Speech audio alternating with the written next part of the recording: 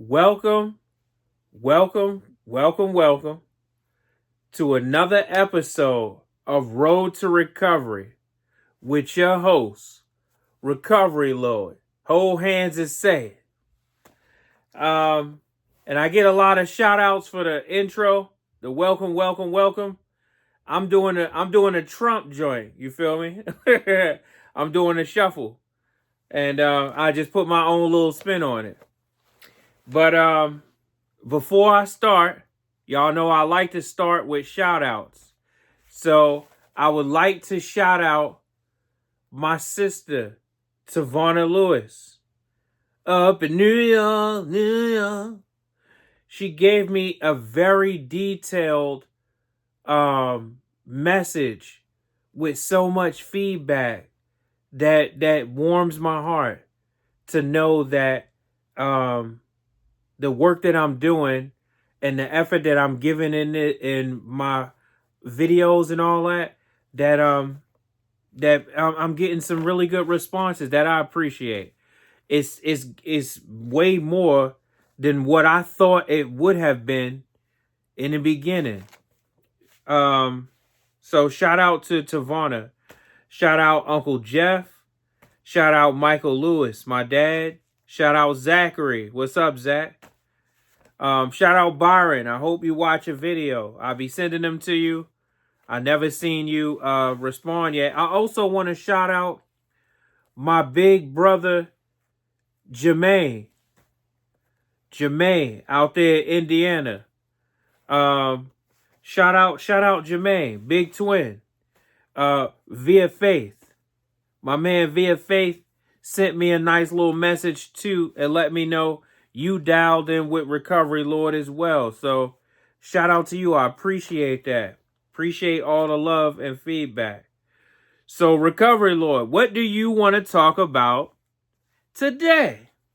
Well, I'm glad you asked. Today I would like to talk about 8 essential tips for parenting in recovery. 8 essential tips. And yes, any of the countdowns that I'll be doing on here and all that is more than just those 10 or 7, or it's more than 8 tips on parenting and recovery. These are 8 essential tips, and maybe this could start you on a track. And if you got a phone and Google, instead of Googling why Meg Thee Stallion and Klay Thompson broke up, Google tips if you are a parent or you know a parent that is also trying to work through the disease of addiction and conquer their demons and things. Let's use ChatGPT for good too. Don't just use it to get be on honor roll in school and everything. Use it for good. Use your powers for good. So 8 essential tips for parenting in recovery. And I know we got pens and papers because y'all already know. So being a parent is demanding. Add in the challenges of recovery from drugs or alcohol, and it can feel overwhelming. But know this, you're not alone. Many parents walk this path, and with the right strategies, you can nurture a thriving family environment while prioritizing your own well-being. Here are 8 tips to help you manage stress and prioritize self-care as a parent in recovery. And I also encourage this. I already know we liking.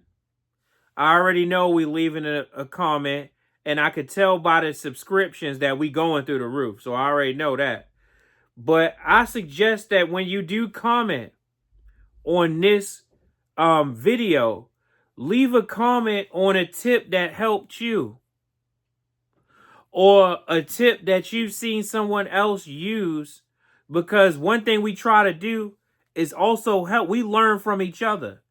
A lot of the stuff that I feel as though I know and I've learned from others. As much as I've been trying to pour into others' cup, they have poured into mine. So number one, the first essential tip is open communication is key. Honesty is crucial, especially with older children. Talk to them about your recovery journey in an age-appropriate way. Explain what addiction is with your family and why you're making these positive changes for yourself. Let them know it's okay to ask questions and express their feelings. So one, when I was young, they used to have this place called a child's place. And anytime I asked difficult questions or questions my mother didn't feel like answering, I was always referred to go back to that child's place.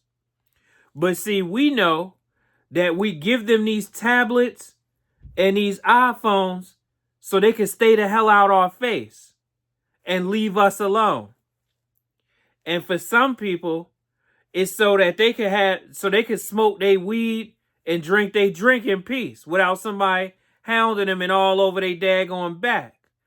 But see, one thing we also know with this iPhone and with these tablets is that has successfully shrank this environment known as a child's place. That don't exist anymore. Not anytime you could do a damn ice raid on Roblox. And you want to know why they asking for Roblox bucks every other day.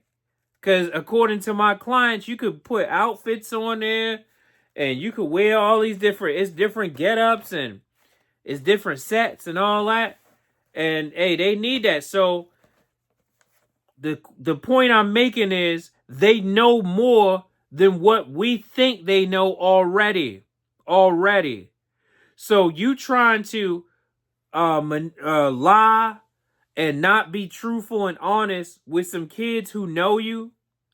You want to say you ain't get enough sleep last night when they know if you had or you hadn't, and they know when you doing this, and you want to say you ain't had no damn pill, and you left Do Dirty and Mook and Man and them alone, and you not on them pills, but you looking like a damn ventriloquist, they know that. So you might as well be honest about it. And let them know why you're choosing recovery and why it's important to you. And hopefully they understand that and believe you. But also know that your actions speak louder than words. So your mouth can't say recovery while your actions is saying I'm still in active addiction. And I'm not changing. Because in doing that, if your mouth is saying a bunch of lovely things, but then you go into the smoke shop and you going to get right and all that, then you a contradiction because your words and actions are not matching. And don't get mad at them kids when they see right through that. These new kids now, they gonna call you out on it.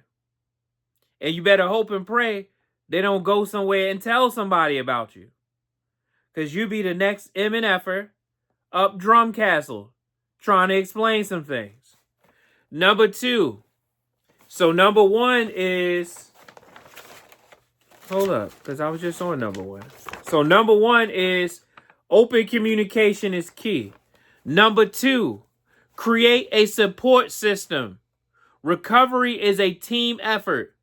Lean on your support network, therapists, sponsors, recovery groups, and trusted friends and family. I'll underline that. Trusted friends and family. They can offer invaluable emotional support, guidance, and a safe space to share your struggles. What you don't want to do is keep having people that's going to come over and just because you have rules and just because you have a certain amount of etiquette in what you're doing, other people don't. And they don't care that your kid's there. And they home and they was off from school and school about to be out. So it's going to be some people that's mad as ever. Oh, they ain't in school? Man, it's June 19th. It's June 20th. School been the hell out. You want them to be in school. And they will drink and they will smoke grass in your house if you let them, and will blow the damn smoke in your kid's hair. And so you don't do that. That's why you want to deal with trusted friends and family who understand you're trying to recover, and they're going to respect that. Number 3, establish healthy routines. Structure and predictability are beneficial for both you and your children.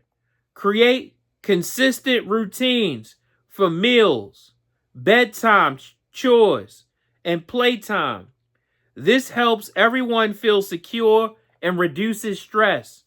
Include activities that promote physical and mental health, like family walks and game nights. Do things with your family. Do things with your kids. Don't allow them to just be in a damn room all day, every day. And some of them being there so long, by the time they come out, they might have an associate's degree. They growing up in them rooms like cocoons. They show enough cocoons. By the time they get out, they might be a damn grandfather. So do things with them, even if they don't want to, because we know that tomorrow's not promised, and that we know that you don't understand the value of a moment until it's a memory. So we got to have memories with our loved ones to the best of our ability. Don't let them, because then they get so used to being in a room and being isolated that if you try to break that isolation, that's a problem. They might sound like Biggie. Who the is this knocking at my door at 5 such and such in the morning? It don't got to be in a cracker morning. It could be 5 something in the evening while I'm sneezing. So that was number 3, is establish healthy routines. Number 4, don't be afraid to delegate. Asking for help is not a sign of weakness. Delegate chores and responsibilities at age-appropriate levels. This teaches your children valuable life skills and frees you to focus on other tasks or to take a break. Don't be afraid to delegate. But see, I know in being a parent and dealing with addiction, dealing with the disease of addiction. Oh yeah, because I didn't show up then, and we got all this guilt that we carrying around. So we feel like the best way to make up for that is treating people like babies who not babies no more. And no, stop doing that. Because the minute if you get comfortable in doing that, the minute you try to say you done doing that, that's going to be a problem. That's 1. 2, if you do everything for people, you setting them up to assume and think everybody else is supposed to do that too. And see, just because your mother do you a certain way, that don't mean the world is going to do you that same way. And that's hurtful for people who they have a mother that do everything for them. What happened when she not here no more? Or if that's the case, if that becomes a reality, that is going to traumatize that person's mind. Life is not going to make sense. And any good parent prepares their children for the real world, not for a version of the world that they trying to shelter them in. Any good parent is preparing their children for the real world. Number 5, set realistic expectations. Oh, No, you know what I was going to say too before I get to number 5? Don't be afraid to delegate. Let these kids earn this money. Because now they know. Like they don't have no problem asking you for crazy amounts of money that people probably would laugh at me if I brought up when I was younger. So don't be afraid to allow them to earn this stuff that they asking for. Number 5, set realistic expectations. Recovery is a journey, not a destination. There will be setbacks. Don't beat yourself up if you have a bad day. Forgive yourself, learn from it, and recommit to your goals. Celebrate your progress, no matter how small a step. Set realistic expectations for yourself. If you missed a lot of time, you're not going to get all of that time back quickly. You're not going to get all of that time back guaranteed, period.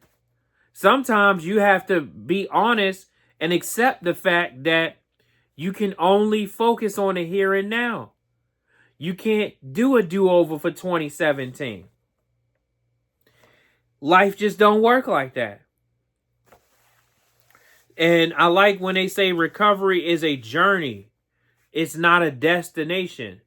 So some people want to go from the first step, admitting they have a problem, and moonwalk like Michael to the 12th. And skip all that in between. And then when you bring it up, oh yeah, I did that already. That's what I call those know-it-alls with no answers. What's the sound? The know-it-all with no answers. They out there. They thriving. Number 6. Prioritize family activities. Schedule time for fun activities together. Play games. Go on picnics. Unless you know the term. Even though we know about it and know where it came from, it's still a good family activity to make some sandwiches or something and go to the park with your children and, just enjoy nature together. That's y'all grounding. It's okay, because when you ever see people that's constantly in drama, constantly in the city, constantly in certain neighborhoods, if you take them to a stream or you take them to nature, oh, this is dry. Oh, this is boring. What's going on? Where the dirt bikes at? Well, why ain't nobody arguing? What's going on? What's up with this? So go to the park, and relax. Just chill, talk. Even if you're gonna have a conversation, have it there. Walk. Watch a movie together. These shared experiences create positive memories and strengthen your bond with your children. So if your children seeing you suffering, if your children seeing you sleep all day from a damn hangover, and you were saying, okay, all right, I see you, Byron. You giving me the address. All right, that's what's up. I got something I'm sending you your way. I know you don't watch the video, so somebody else gonna have to tell you. It'll be a little surprise. So yeah, you're gonna have to balance some new good memories, so they can start to replace some of those hurtful old ones, or at least have something to balance it against. Number 7, address triggers and relapse prevention. Identify personal triggers that could lead to cravings or relapse. Talk to your therapist about healthy coping mechanisms and create a relapse prevention plan. This could involve avoiding certain places or people or replacing unhealthy habits with positive ones. We haven't talked about a relapse prevention plan yet in our groups, but a relapse prevention plan is when you're in a good mood and you having a good day, you try to brainstorm, okay, if somebody offer me this is going to be my response. I'm not going to go down Patterson Park and such, because I used to drink down there all the time. And this is you coming up with a plan that could potentially help you. Recovery Lord. Does that mean I'm not going to mess up? No, it doesn't mean that. But you are better off having a plan and not needing it than needing a plan and not having it. Plus, not to mention, sometimes this stuff is going to work as much as you allow it to. So if you putting this stuff together with a mindset that is not going to work, it's not going to work. Number 8, remember, self-care isn't selfish. Taking care of yourself isn't a luxury. It's a necessity. I'll say that again because that's very important. Taking care of yourself isn't a luxury. It's a necessity. Schedule regular time for activities that you enjoy, whether that's reading, spending time in nature, connecting with friends, being well rested, resting. A healthy parent is better equipped to be a loving and supportive parent. Here are some self-care ideas that can be done in short bursts. Take a 10-minute walk. Sometimes you need fresh air. Fresh air can do wonders for your mood and your energy levels. Practice relaxation techniques. If you do listen to music, listen to Kim. Listen to Earth, Wind, and Fire, Lauryn Hill, or Bob Marley. Don't always listen to trap music. I'ma shoot you up. I'ma tear the whole house. I'ma shoot the whole house up. Then I'm gonna go make a breakfast sandwich. You use your dishes to do it. Stop listening to all that negative shit 24/7. Give it a break. Listen to calming music. Create a playlist of calming and soothing music that you can go to when life is kicking your ass. That could be an antidepressant playlist. Read. Some people say they read a couple pages out the Bible, but it doesn't have to be the Bible. It could be something. Just do something to distract. If you in an intense moment, find ways for healthy, positive distractions. Some people like to color. Grown people, yes, it don't matter. But they get caught up in what they doing and the color, the pictures be looking good, and it's something soothing. It's relaxing. See, we got to get our mind together. We got to get our blood pressure regulated. And we got to find ways where we can detach and calm ourselves. Being a parent in recovery is a strength. It is not a weakness. You're making positive changes for yourself and your family. You can build a loving, healthy environment and raise happy, well-adjusted children with the right tools and support. Short and sweet. You want more? Check out this thing called Google. And Google parenting tips for people in recovery. And sometimes they get recovery switched up with exercising and all that. So that's why sometimes the searches are addiction recovery, because now your search is more specific about the recovery you're talking about. Tips, and share some tips, leave some comments so that I can read these comments and I can get some ideas. Help me help other people. Why do I always gotta be the one that know everything? Give me some ideas. Give me some tips. Help me. And, let's keep it going. Keep our recovery effort going. It's getting warm. So temptation and kickbacks and being invited to places where we shouldn't be are going to be on a rise. So we just remember what it is we doing, our goals and our plans to save, to get our credit better, to start focusing more on our mental health, which also is going to have a correlation on our physical health, because we are mind, body, and soul. We are not just mind. So you're not going to intellectualize yourself out of addiction. And perpendicular to the square, Rubel, Kadubal, and Third Eye, and Mars, and Venus, and retrospect or retrograde. Yeah, I'm saying retrospect, but yeah, you're not just going to mind yourself out of this. We're more than body. So you can't just say, oh, I'm getting my weight back, so I'm better. I say all the time, and in my in-person groups, when them women get their booty back, they better. And when the guys get a haircut, look who's better. They get a haircut and they go to the beauty store and get one of them diamond chokers or whatever. Look who's better and ready to get numbers. Single and therapeutically ready to mingle. So no, we want lasting results. We want lasting recovery.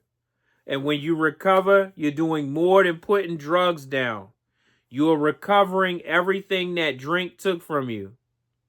You're recovering everything that them damn pills took from you.